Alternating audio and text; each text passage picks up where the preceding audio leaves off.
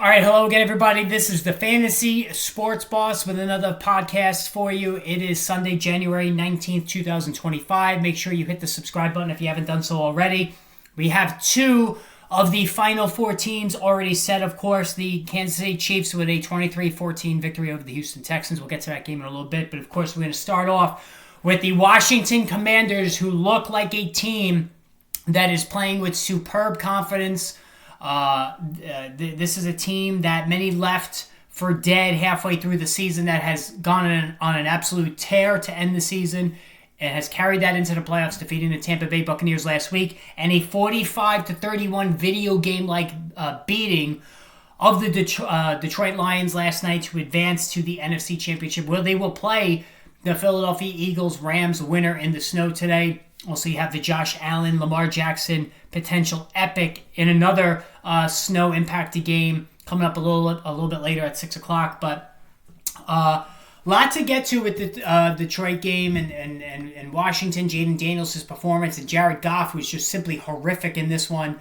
A lot to unwind here. But the biggest thing here is that, like I said earlier, that the Commanders are playing with a chip on their shoulder, a supreme amount of confidence. Their head coach, Dan Quinn, has not met a fourth down that he would not go for.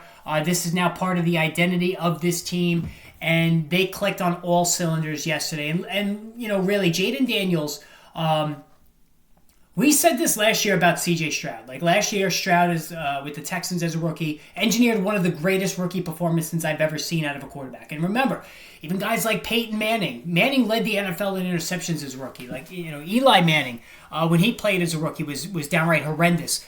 What C.J. Stroud did last year was phenomenal. I think Jaden Daniels has been even better than that last year, and he's got two playoff victories under his belt to show for it.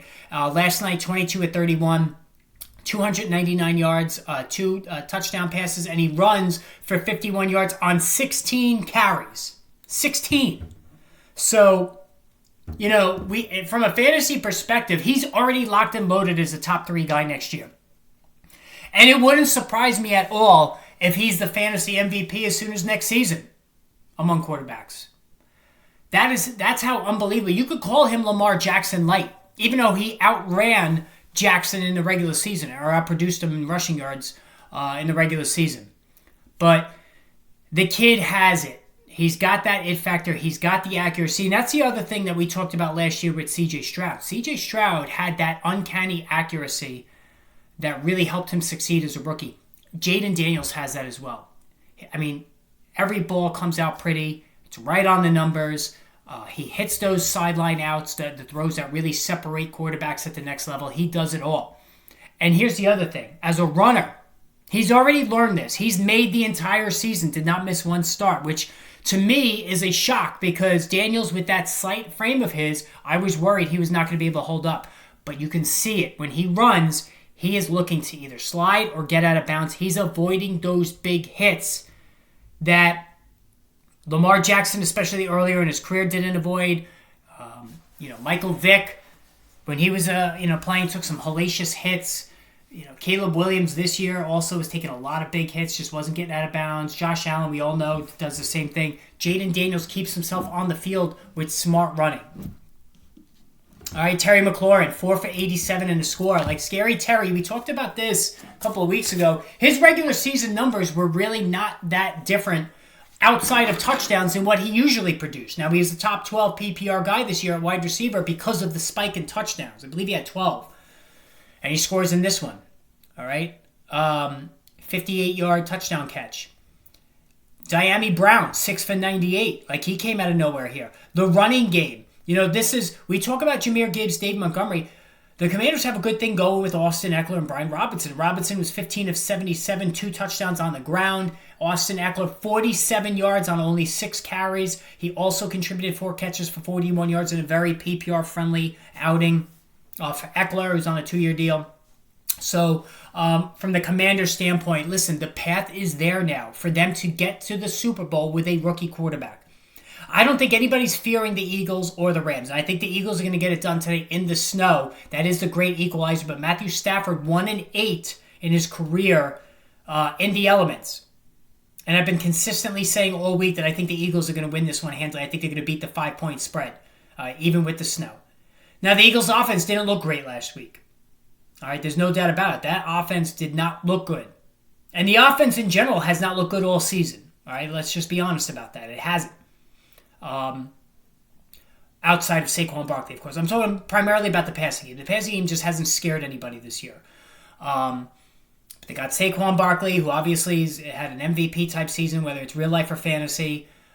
They have the top defense in the league that's going to give the Rams fits. And here's another thing about this Eagles defense. They are big on man-to-man coverage. Now, the Rams, Cooper Kupp, Puka Nacua, the Rams wideouts did their best work, put up their most points against zone defense. The Eagles don't do that. They are a man-to-man defensive team that gives Cooper Kupp, who's aging, has lost a step, and Puka Nacua, that gives them trouble. These guys need that free release to get open and get those yards after the catch. They're not going to get that as much against the Eagles because of that man-to-man coverage that they run, that they exclusively run in the defense there.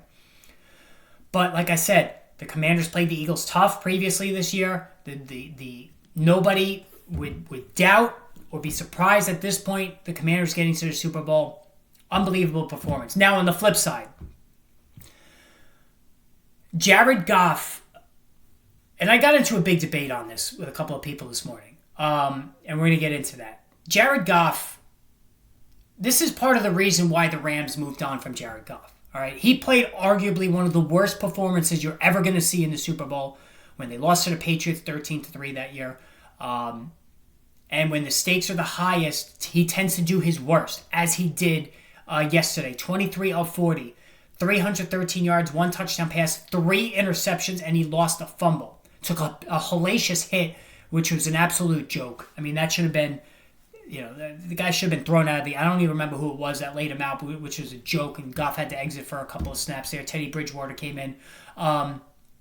But Goff was incredibly mistake-prone. 2 red zone turnovers killed the Lions. Absolutely killed them. They got too cute with the Jameson Williams option that also was intercepted. I mean, when you turn it over that many times, you're going to lose the game. And when your quarterback turns it over 4 times, you're going to lose the game. It's as simple as that. And this is a game that's going to follow Jared Goff into the offseason. I don't think there's any question. All right? Jared Goff... unbelievable in the regular season each of the last 2 years. All right? He's now been with the Lions for 4 years. It's been 4 years since they made that trade. Matthew Stafford for Jared Goff and draft picks that have turned into Sam Laporta, that have turned into Jahmyr Gibbs, that have turned into a whole bounty for the Lions. But in those 4 years since this trade went down, Matthew Stafford is 5-1 in the playoffs. He has won a Super Bowl. Jared Goff is 2-2 in the playoffs. 2-1 last year, 0-1 this year.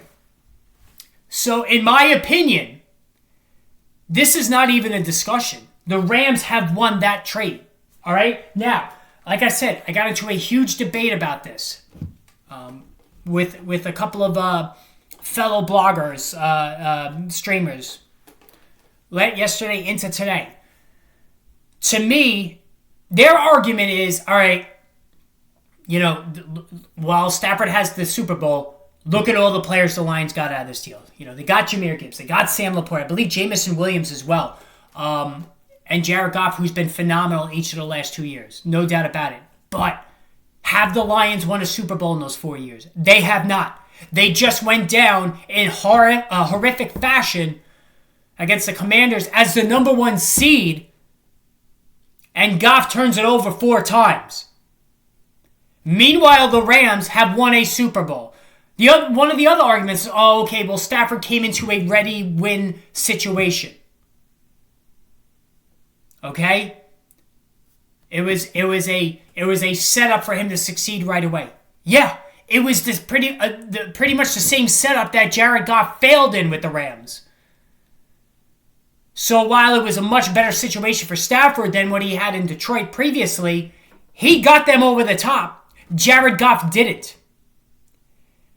And especially if Stafford wins today on the road in Philadelphia, even if he loses, he's 5-2 in the playoffs with the Rams. Goff is 2-3 with this arguably the worst loss out of both of these guys. during that 4-year span. Listen, Jahmyr Gibbs is unbelievable. He was unbelievable again last night. Sam Laporta is a top-tier stud at tight end. No doubt about it. The Rams won a Super Bowl. The end. That's it. That is the only goal that these teams have when they get ready to open training camp is to win the Super Bowl. Everything else is a failure. Okay? Number of years ago, the Yankees handed a ridiculous contract to CC Sabathia as a free agent pitcher. All right? Handed him a huge deal. And you just knew when that deal was signed that the last few years were going to be horrible, and they were. He lost his fastball. He got pounded. His ERA was over 4, I think, each of the last 2 or 3 years with the Yankees. But he helped them win a World Series. The deal paid off. The deal has paid off for the Rams. They won a Super Bowl. They went all in on Stafford, and they won. Jared Goff has not won a Super Bowl. He's 0-1, one of the worst performances you've ever seen in the Super Bowl, and now he goes out as a number 1 seed.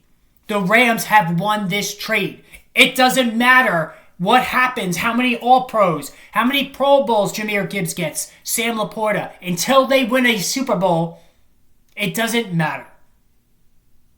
And you make that argument because Goff and Stafford were traded for each other.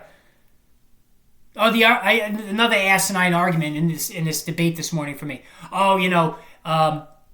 Let's say the Giants traded Drew Lock for Pat Mahomes. The Giants win the trade. First of all, though they obviously are not comparable players, Drew Lock and Pat Mahomes. Let's be serious. But if the Giants traded Pat Mahomes to the Buffalo Bills for Josh Allen, and then Mahomes wins a Super Bowl with the Bills, the Giants lose that trade. Because Mahomes wins a Super Bowl, who the Giants drafted, he wins a Super Bowl in Buffalo. Because they're comparable players traded for each other. So, again, this is not a debate. And post in the comments I'm really curious to hear what people say about this. To me, there is no argument. Matthew Stafford has won that trade. Now, it worked out for both teams because the Lions got an all-pro running back, an all-pro tight end, a stud game-breaking wide receiver, and excellent play from Jared Goff. No doubt, it has helped them. It has really taken their offense to the next level as one of the best offenses in the league. But you judge players on Super Bowls. When they are traded, when the two quarterbacks are traded for each other and one wins the Super Bowl with his new team, the other one is looked at as a failure. Sorry. That's how it goes. Just an awful performance by Jared Goff. It really was. The offense in general, listen, Jahmyr Gibbs, 14 for 105, 2 touchdowns. He catches 6 passes for 70 yards. The guy is ridiculous. If David Montgomery was not in a Lions uniform, Jahmyr Gibbs, hands down, is the number 1 player in all of fantasy off every draft board next year. Over Saquon Barkley, over Justin Jefferson, over everybody. And you're already starting to see it. David Montgomery only got 7 carries in this game for 28 yards. All right? He didn't even catch a pass. He's a solid player. But Jahmyr Gibbs is a absolute monster, game-breaking, PPR cheat code. As is Amon-Ra St. Brown, my favorite, 8 for 137. Holy fuck. 17.1 a catch. Sam Laporta, great second half after what just was a ridiculously poor first half. 6 for 51 and a one-handed touchdown grab. Let's take these one at a time. Jahmyr Gibbs is a top 5 guy next year. Top 3 maybe. Even with Montgomery there. He's just so unbelievable on a per-touch basis. Amon-Ra St. Brown, double-digit touchdowns each of the last 2 years now. He is fully graduated to a top-tier wide receiver 1. I know his raw catch totals slightly dipped because of the emergence of Jameson Williams this year. But he is a mid-first-round player next season.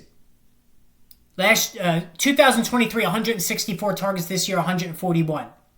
All right? But he only had 4 less receptions. The touchdowns, unbelievable. He's one of my favorite players in fantasy. Like, I want him every single year. And then Sam Laporta. Listen, Brock Bowers, clearly the tight end 1. Trey McBride is the tight end 2. Sam Laporta, he was disappointing as the tight end 1 this year. He did not live up to that draft grade. But the second half of the season, if you stuck with him, he was very good. Not to the standard of last year. And again, Jameson Williams, this is a run-heavy Lions offense. There's only so many targets to go around. It hurt Sam Laporta more than it hurt Amon-Ra St. Brown, but he remained a big target in the red zone. And I think he's a tight end 3 for next year. But Jared Goff, just awful. Awful, awful, awful. And there's going to be pressure on this team next year. I don't think there's any question. There's going to be a lot of pressure on this team next year. Not bowing out as the number 1 seed in the fashion that they did at home. And you have to feel for the Lions fans. You really do. Like, this is a city really falling on hard times economically. The Lions have been bad for a very, very long time. We all know about the history. Barry Sanders and Megatron, 2 of the greatest offensive players in the history of the game, couldn't wait to retire and just get out of there. And they squandered those guys' career. They didn't do anything with either one of those guys. You had to feel for those fans. But next year, there's no excuses. They're going to have everybody back. They need to get it done next year. Now, Kansas City 23, Houston 14. Nobody's surprised by this game. Listen, the NFL has an issue on its hand with the Kansas City Chiefs. All right? Anybody that peruses social media, and I suggest you don't because it's a cesspool of negativity and nonsense. Anybody who, we all know the talking point out there is that the NFL is in the bag for the Chiefs. They want the Chiefs in the Super Bowl every year because of Pat Mahomes and the Taylor Swift thing with Travis Kelce. Like, it just sells, it brings females to the tube, which it does. NFL's a business. It's all about TV ratings. They want, the thinking goes, they want Taylor Swift, Travis Kelce, Pat Mahomes in the Super Bowl with 60 million people watching. And that's why you have, and when you see stuff like that went on yesterday with the 2 just bogus, especially the second one, roughing the passer calls of Pat Mahomes, and then when you see Mahomes flop like Reggie Miller late in the game trying to draw a late hit out of bounds, it just looks so asinine. The NFL has an issue with this. We'll take it one by one. The first, roughing the passer call, both of them, in my opinion, weren't roughing the passer. The first one was certainly much more of a debate than the second. The second one was an absolute embarrassment for the league. Mahomes on a run, slides, the 2 Houston defenders come together, and they basically pancake to his helmet because Mahomes slid into it. If Mahomes stays upright, that hit happens legally. The 2 Houston defenders come together, and they put the hit on Mahomes, and there's nothing untoward about it. But Mahomes slides into the helmet hits. There's nothing the Houston defenders could do. And they throw the flag. And I don't blame DeMeco Ryans one bit for towing the line, criticizing the officials after the game. It was an absolute disgrace. And this is the stuff that feeds the narrative that the league is in the bag for the Chiefs. Listen, it wasn't a dominant performance by any means, especially offensively by the Chiefs. Now, the defensive line got after it. All right, Karlaftis was in the backfield all day. They put a hellacious beating on C.J. Stroud, who got banged up late. But the Chiefs' offense continues to underperform. They have not scored more than 30 points the entire season. Mahomes, 16 of 25, 177 in the score. Runs for 14 yards. Kareem Hunt, 8 for 44 and a touchdown. Isaiah Pacheco, 5 for 18. This has been Kareem Hunt's backfield. I don't know if Pacheco is just not fully recovered, but the receivers did nothing. Xavier Worthy, 5 for 45. DeAndre Hopkins, nothing. Juju Smith, nothing. Hollywood Brown, nothing. Travis Kelce, 7 for 117 and a touchdown. I have no issues with Travis Kelce. I'm a big fan of his. I think he gets a little too much with the nonsense at times on the field, especially off the field. But the guy is a gamer.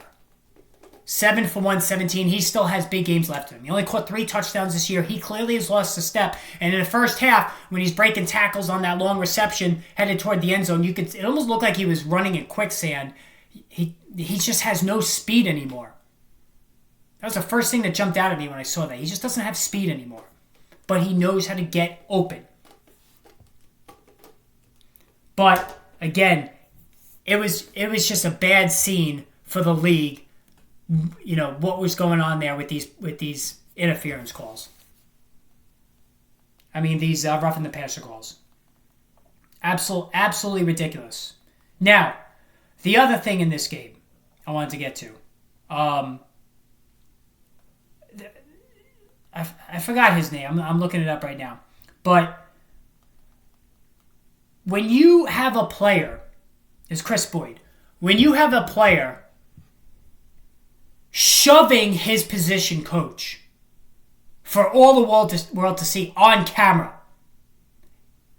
If I were D'Amico Ryans, I would send this kid's ass back to the locker room for the duration of the game. I mean, what are we doing here? How do we have a guy... Where are we at now when a player shoves his position coach early in the game and doesn't get kicked out by his own coach? What are we doing? That was absolutely ridiculous. It was a disgrace to see that. You have players now shoving, and who the hell is Chris Boyd, first of all, shoving his position coach? I mean, you got to be kidding me with that. But anyway, so today, Eagles-Rams in the snow in Philadelphia. I think the Eagles will get it done. I think it's a tough assignment for the Rams. And then we have the classic. Buffalo, Baltimore, high stakes for both quarterbacks. The ballots already tallied for MVP, so this has nothing to do with that. We all know Lamar Jackson has issues in the playoffs. Josh Allen has not gotten to the AFC Championship each of the last 2 years. Tough losses to Kansas City. Both guys are breathtaking talents. Both were in the same draft class. Allen, absolute smash hit. Lamar Jackson, late in the first round, smash hit. Same draft class as Baker Mayfield, and Josh Rosen, and Sam Darnold. This is a legacy game in the making for these guys. One of them will at least quiet the critics for 1 week. The other one is going to have to deal with this all off season. Much in the matter of Jared Goff and the Lions. And if it's Lamar Jackson, it's going to be even worse for him than it is for Josh Allen. So that's what's at stake for both of these teams. I think the Bills are going to get it done. I don't like Jackson in the cold weather, although Derrick Henry is that guy that you need to help in situations like this. And we all know how great he's been this year. But I think the Bills are going to win this game. Going to have a podcast on this tomorrow, so make sure you look for that. Hit the subscribe button. A lot of podcasts coming up. I'm going to touch in on fantasy baseball. I've been asked to discuss fantasy baseball during the offseason. I will do that. I'm going to start with the catchers. I'm going to go through some position rankings. Of course, still doing the NFL stuff. But I'm going to start delving into that a little bit. So if you're a fantasy baseball guy, and I've been playing fantasy baseball for years, I just don't really talk about it much on here. But I've been asked to do that. I'll start delving into that a little bit as well. But this still will primarily be a fantasy football podcast. But just something to get us through the offseason. In addition to the free agency, the NFL draft, all of that, even through the Super Bowl.